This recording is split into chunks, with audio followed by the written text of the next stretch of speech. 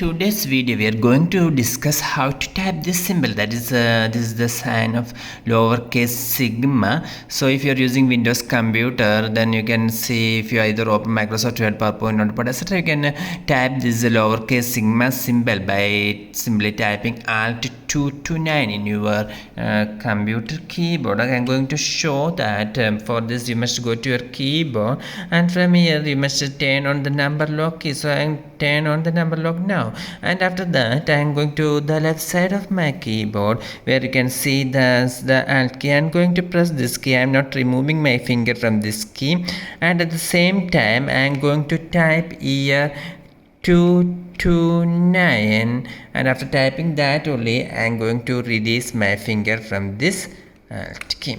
Now you can see that the symbol of lowercase sigma have been added here. So remember, for typing this in your computer, you must press the Alt 229 as I shown in this video. For more videos, subscribe Engineers Online. Thank you.